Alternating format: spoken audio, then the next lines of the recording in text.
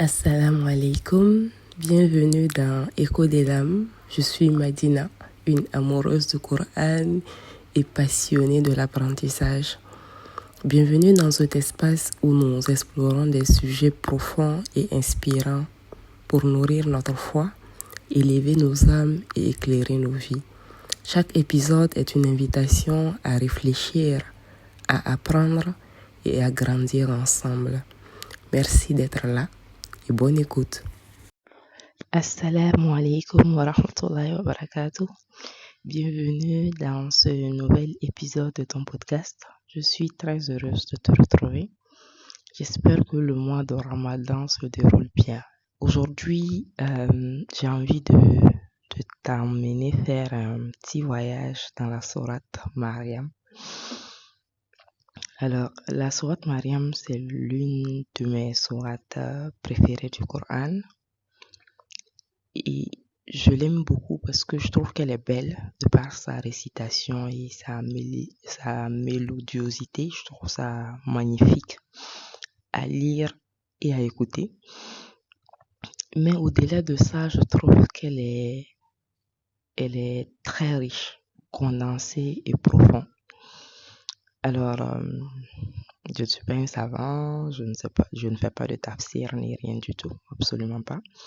Mais ce qui nous est demandé, ce qu'Allah nous demande, lorsqu'il nous envoie le Coran, c'est de méditer ce Coran. La méditation du Coran est bien plus importante que le fait de le mémoriser, de le réciter mélodieusement. L'objectif premier, en fait, le but premier du Coran, ce qui nous est demandé, notre premier rôle, c'est de le lire et puis de méditer sur son contenu et de l'appliquer dans nos vies de tous les jours.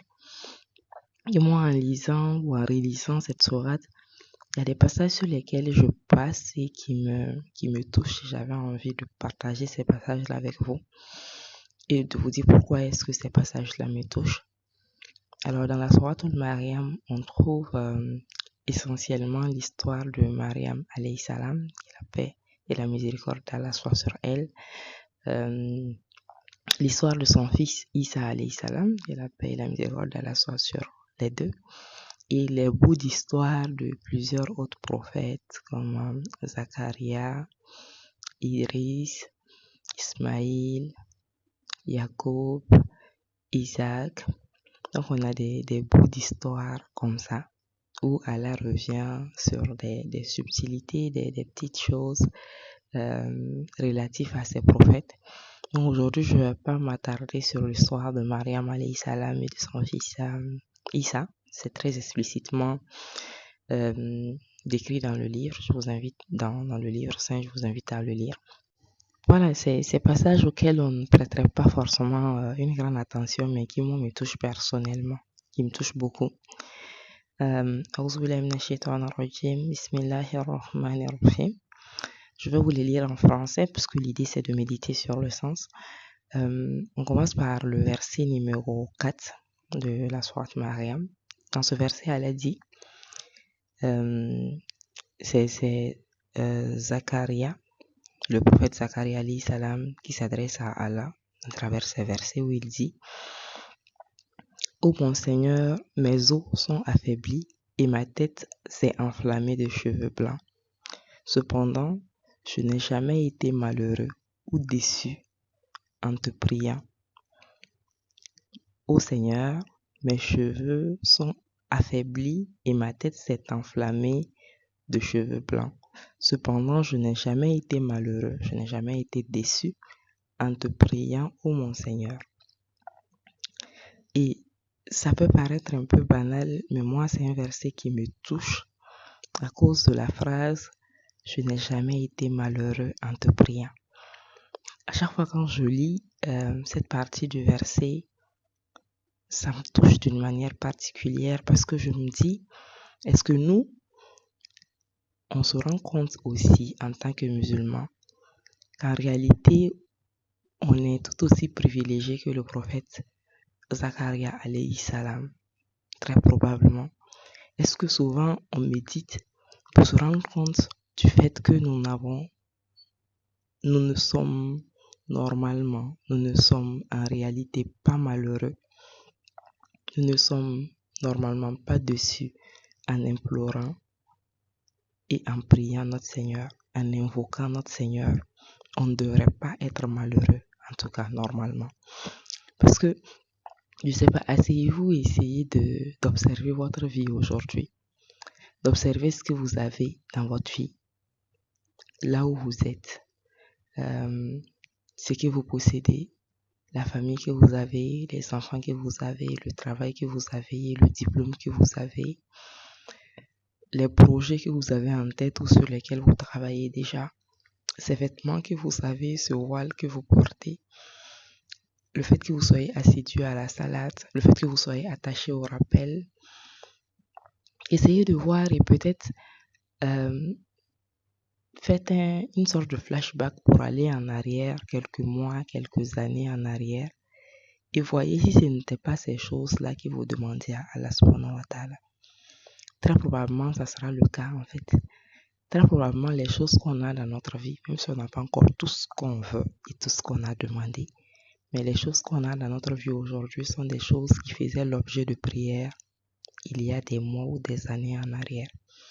Mais finalement, on les trouve, on est dans ce foyer, on est dans cette maison, on a ses enfants, on a ce diplôme, on a ce travail, on a ses amis, on a cette vie spirituelle, mais on ne fait pas le lien pour dire qu'en réalité, c'est une réponse à nos supplications à l'endroit de notre Seigneur. C'est une réponse à nos invocations que nous lui adressions autrefois. C'est une réponse à nos murmures que nous disions sans cesse dans nos sojournes. Aujourd'hui, il nous les a accordés, mais comme l'être humain est un éternel insatisfait, on n'a pas toujours l'œil pour le voir, pour l'apprécier, pour dire Alhamdulillah, pour dire Ya Allah, je ne suis point malheureux en t'invoquant, parce qu'en réalité, je ne l'ai jamais été en le faisant, parce que tu m'as toujours comblé de tes grâces. Et parlant de cela, des fois, on a demandé 1000 choses, on n'a pas 1000 choses, mais on a beaucoup de choses, et il y a certains qu'on n'a pas. Et la sagesse du musulman devrait nous amener à comprendre que ce qu'il nous a accordé de ce qu'on lui a demandé, c'est ce qui est bien pour nous.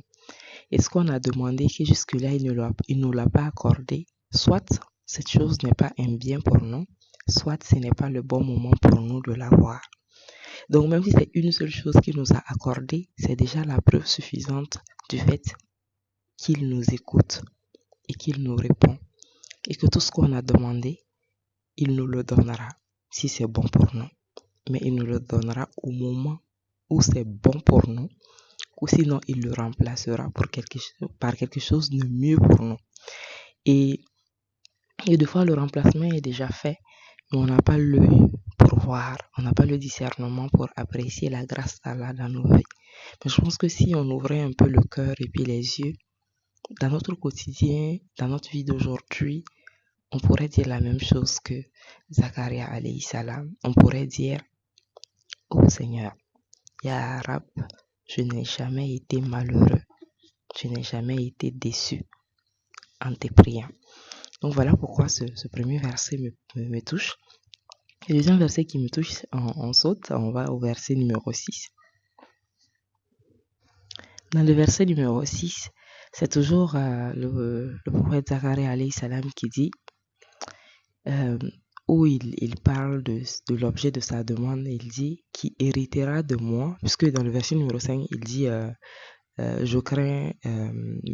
je crains mes héritiers après moi, et ma propre femme est stérile, accorde-moi de ta part un descendant. Donc l'objet de sa prière, c'est qu'Allah lui accorde un descendant pieux qui pourra hériter de lui.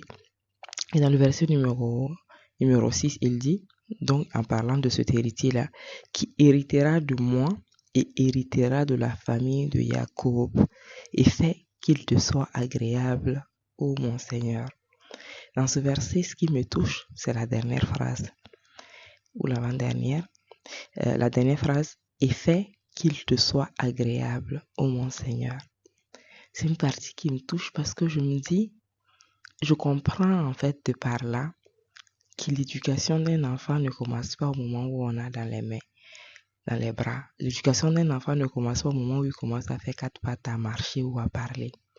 L'éducation d'un enfant commence dès lors que nous avons l'intention de faire des enfants. C'est tout. À partir du moment où, dans mon cœur, dans ma tête, se formule l'intention, le vœu, l'envie, la projection ou la planification de faire des enfants, que ce soit dans 10 ans, dans 15 ans, dans 20 ans, peu importe, dès lors commence l'éducation de cet enfant. Et cette éducation commence par les soins de notre Seigneur, subhanahu wa ta'ala. Parce que là, il s'adresse au meilleur des éducateurs, où il lui demande de faire en sorte que ce fils, qu'il voudra bien lui accorder, parce qu'il est sûr qu'Allah répond toujours à ses prières, ce fils que tu vas bien vouloir m'accorder, s'il te plaît, fais qu'il te soit agréable. C'est-à-dire, le fait qu'on veut des enfants qui soient pieux, qui soient croyants, qui aient l'amour du Coran, qui aient la crainte d'Allah, qui aient l'amour de la Oumma, de la communauté. Et cet enfant qui soit bienveillant et bienséant, cet enfant qui puisse avoir un impact dans la société de façon générale. Tout ça commence à se travailler depuis le projet en fait de faire un enfant. Donc on copie le bon comportement de ces nobles prophètes et on commence à invoquer Allah subhanahu wa ta'ala dès maintenant pour que cet enfant qu'il va nous donner dans le futur puisse avoir toutes ces caractéristiques-là auxquelles on aspire en fait pour lui. Je trouve ça merveilleux que de confier l'éducation du cœur, l'éducation de son enfant au meilleur des éducateurs. En fait, c'est l'assurance qu'on ne va pas échouer, sauf si Allah lui-même a un autre plan pour cet enfant. Ensuite, on avance, on quitte le verset 6 et on va jusqu'au verset 12. Dans ce verset, il est dit, Allah dit, ô Yahya, tiens fermement au livre. Nous lui donnâmes la sagesse alors qu'il était enfant. Là encore, c'est la dernière phrase qui m'interpelle. Où Allah dit, nous lui donnâmes la sagesse alors qu'il était enfant. En fait, c'est comme si c'était une suite logique. Le père, il a invoqué dès lors qu'il a émis l'intention d'avoir un enfant. Et cet enfant, dès le bas âge, Allah lui donne la sagesse. C'est magnifique, c'est beau en fait. Malgré que ce père lui-même soit un noble prophète, malgré qu'il soit sage, malgré tout le soin qu'il a dû mettre dans l'éducation de son enfant, on se rend compte que c'est Allah subhanahu wa ta'ala qui lui a donné la sagesse, c'est pas le père. Et c'est assez logique parce que malgré tout ce que ce père peut avoir comme ressources dès le départ, il a confié l'éducation de son enfant en premier lieu à Allah avant lui-même maintenant de jouer son rôle. Parce qu'il sait que si lui l'éduque, c'est Allah qui oriente les cœurs, c'est Allah qui guide les cœurs. Et c'est touchant en fait. Nous lui donnons la sagesse alors qu'il était enfant. Le détail enfant me touche parce que j'ai toujours eu ce sentiment que la sagesse n'était pas liée à l'âge. Il y a des vieilles personnes qui sont malheureusement très stupides et qui raisonnent très peu. Et des fois, tu es au contact de personnes jeunes, s'ils ne te disent pas leur âge, tu leur donnerais peut-être 2 fois ou presque plus. Parce que de par leur façon de penser, d'agir, de parler, tu te rends compte qu'il y a énormément de sagesse dedans et que tu peux vraiment beaucoup apprendre de ces personnes-là. Donc, le fait, c'est de comprendre à travers ce verset que la sagesse est un don d'Allah subhanahu wa ta'ala. C'est Allah qui donne la sagesse. Tu peux mettre ton enfant dans les meilleures écoles au monde. Ton enfant peut obtenir les meilleurs diplômes du monde et être intellectuellement posé conformément à la conception de l'intelligence dans notre vie ici. Mais être dépourvu de sagesse comme pas possible. Parce que Allah ne lui aurait pas fait en fait cette faveur.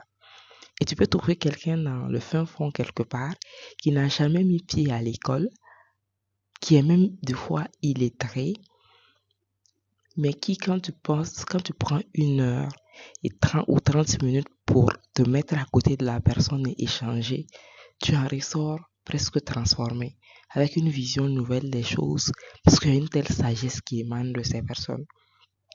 La sagesse est un don d'Allah, qu'Allah nous accorde sa sagesse et qu'il nous accorde des enfants sages. Amin ya Rab. On reprend notre voyage tout au long de la sourate Mariam et on avance très loin pour aller atterrir au verset numéro 28. Dans le verset numéro 28, il est dit, en fait, il faut savoir que là-bas, c'est au moment où Mariam alayhi salam va revenir vers les siens avec le bébé Issa dans sa main. Et donc, la réaction de son peuple en ce moment, c'est ce qui est un peu décrit dans ce verset.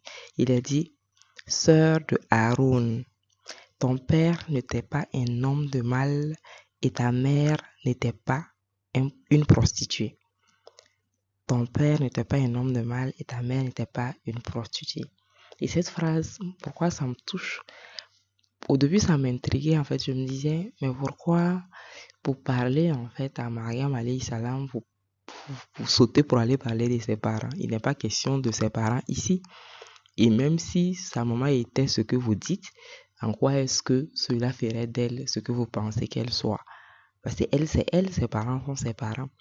Après, je médite dessus et puis je me dis, mais c'est logique en fait. Parce que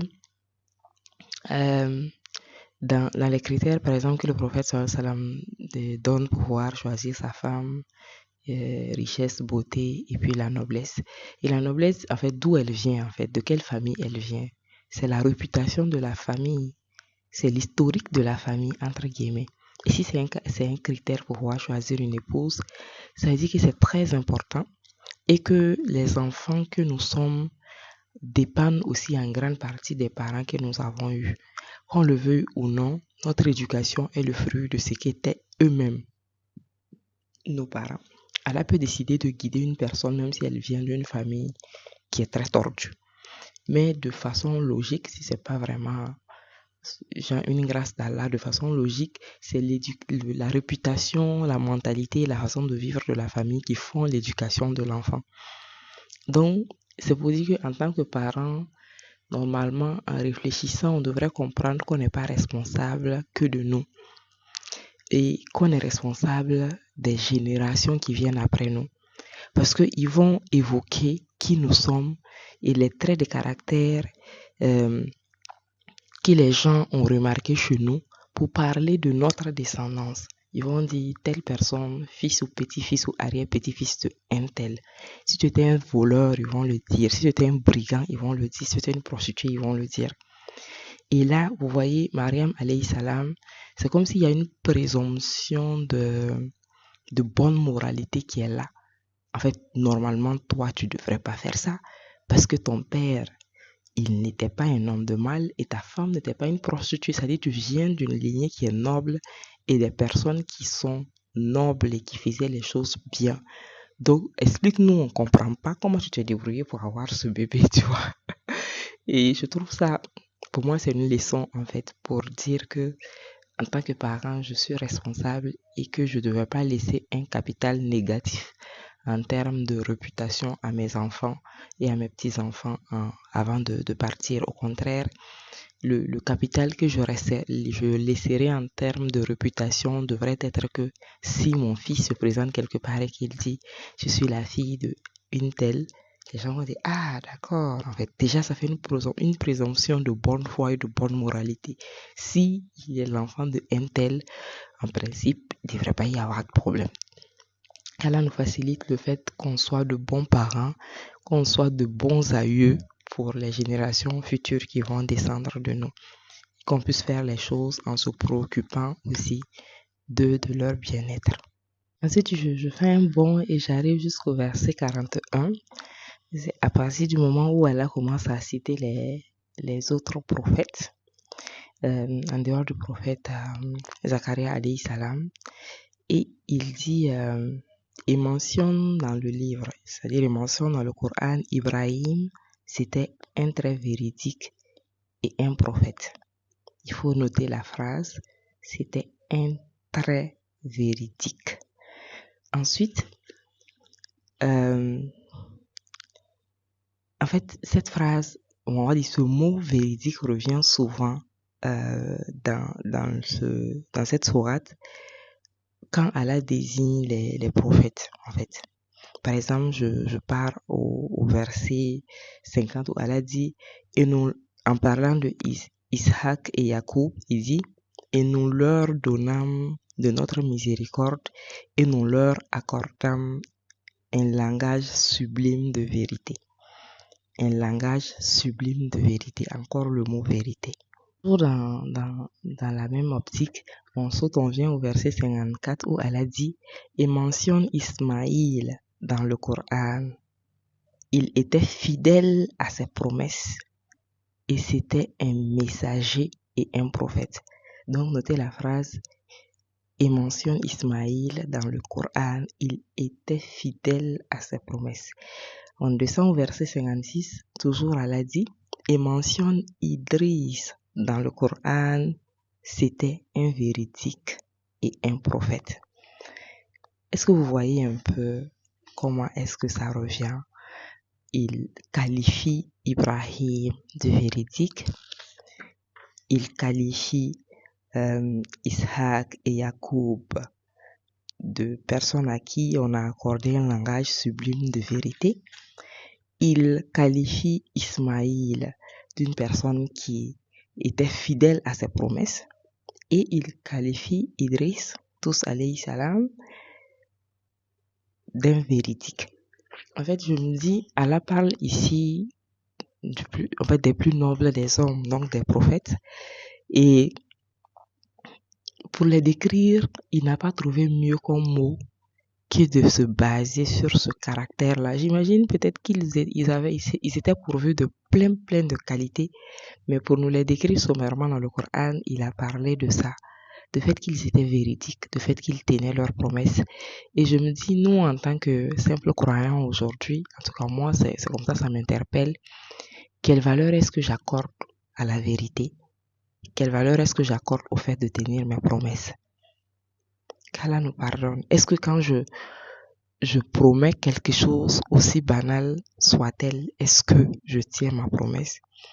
Est-ce que lorsque je parle, ce que je dis est caractérisé par la vérité? Ou bien je dilue un peu avec quelques mensonges, comme on le dit aujourd'hui, ou bien il y a beaucoup de doyi dedans? Est-ce que à l'ère du numérique, où on peut s'asseoir et puis discuter de quelque chose qu'on n'a pas vu, qu'on n'a pas entendu, juste parce qu'on a vu un petit court texte ou vidéo dessus sur les réseaux sociaux, et on s'assoit dans notre petit grain et on en parle pendant des heures en faisant des projections, en ajoutant des éléments, en inventant certains, comme si en fait on en savait vraiment la réalité. Est-ce que ce genre de comportement est ce qui pourrait faire qu'Allah nous caractérise, nous, des véridiques en fait? Dire la vérité en tout temps, en tout lieu, en toutes circonstances, c'est pas forcément la priorité de tout le monde. Souvent, ce qu'on veut, c'est arrondir les bords.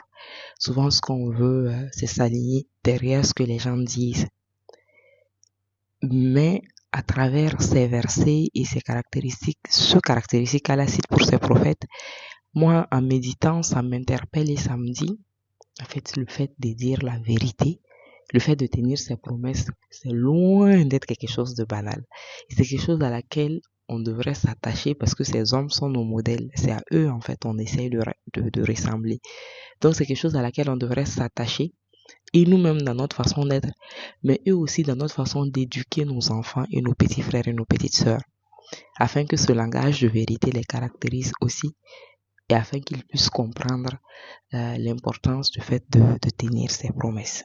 Dans le verset 59, Allah dit « Puis leurs successeurs des générations qui délaissèrent la solate et suivirent leur passion. » C'est pas la fin du verset, ça continue, mais c'est cette phrase-là qui m'intéresse, qui délaissèrent la solate et qui suivent leur passion.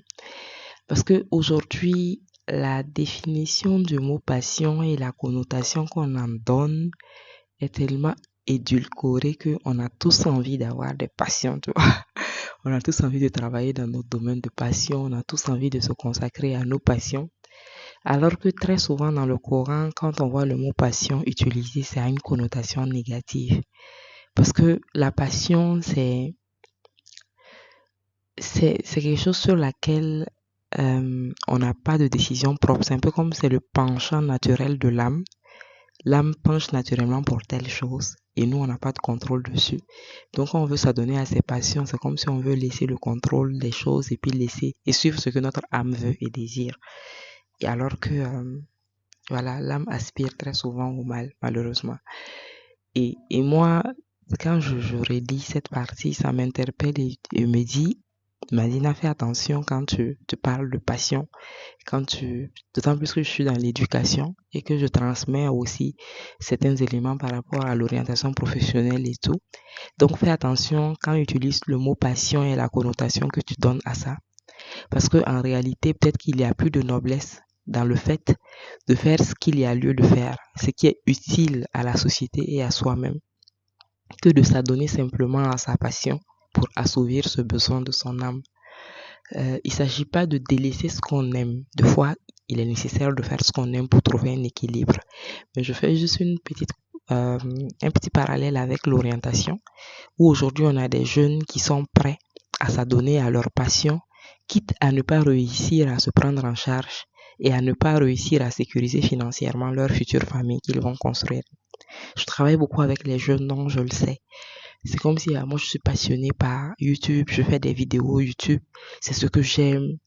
Je veux devenir gamer professionnel, tu vois, des délires de ce genre qu'on a aujourd'hui dans la génération présente, parce qu'on leur a dit, tu dois trouver ta passion et te consacrer à ça, c'est ce qui te rendra heureux.